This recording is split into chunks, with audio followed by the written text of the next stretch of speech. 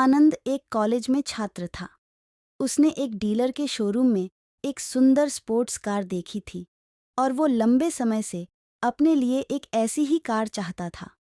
आनंद जानता था कि उसके माता-पिता इसे खरीदने के लिए सक्षम हैं। इसीलिए उसने उन्हें बताया कि उसे ये कार अपने ग्रेजुएशन कंप्लीट होने पर गिफ्ट के रूप में दे। देखते ही देखते वो दिन भी आ गया और पिता ने जेम्स को अपने निजी कार्यालय में बुलाया।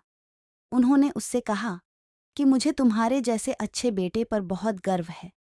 उन्होंने उसे बताया कि वह उससे कितना प्यार करता है और उसे एक प्यारा रैपर से लिपटा हुआ उपहार दिया। आनंद उस छोटे से गिफ्ट के डब्बे को देख निराशा महसूस करने लगा, लेकिन वह जानने के लिए उत्सुक था कि ऐसा क्या था उस बॉक्स में। इसलिए उसने बॉक्स तुरंत खोला और उसमें एक लाल कपड़े से लिपटी भगवद गीता देखी। आप इतने अमीर हैं और आप मुझे केवल एक गीता दे रहे हैं। काफी गुस्से से अपने पिता पर वो चिल्लाया और अपनी नाराजगी और गुस्से के वश में आकर आंडव ने नाव देखा नाताव तुरंत घर छोड़ दिया। काफी साल बीत गए। आनंद अब एक सफल व्यवसायी बन गया था।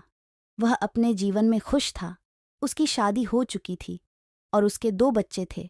उनका परिवार एक सुंदर घर में रहता था, लेकिन उसके पिता के साथ टूटे रिश्तों के कारण उसकी आत्मा अभी भी आहत थी।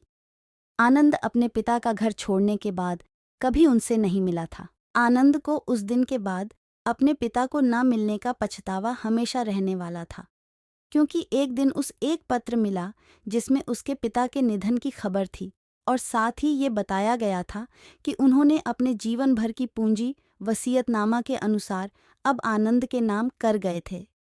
अपने पिता की सारी संपत्ति विरासत में मिली।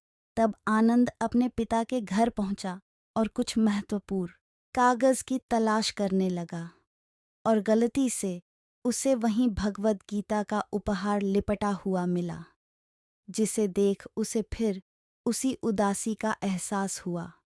उस गीता को उसने अच्छे से देखा तो उस पर अपने पिता की हैंडराइटिंग में कुछ लिखा पाया। उस पर लिखा था, मैं खुद को बेचकर भी हर सपना पूरा करूंगा तेरा, बस तू सपने जरा बड्ढे देखना। ये बोल रहा बाप, नहीं जिंदगी का सबसे पहला दोस्त तेरा। ये कविता पढ़ी ही थी कि अचानक उस किताब से एक चाबी गिरी, जिसके ऊपर लगे टैग पर उसके ग्रेजुएट होने की तारीख के साथ कांग्रेचुलेशन और आई लव यू लिखा हुआ था। आनंद के सर के ऊपर से उसके पिता का साया तो पहले ही उठ चुका था और आज उसकी जिंदगी की सबसे बड़ी गलती के बारे में जानकर उसके पैरों के नीचे से जमीन भी खिसक गई। इस दिन आनंद की आंखें और रूह दोनों पछतावे के आंसू रोई।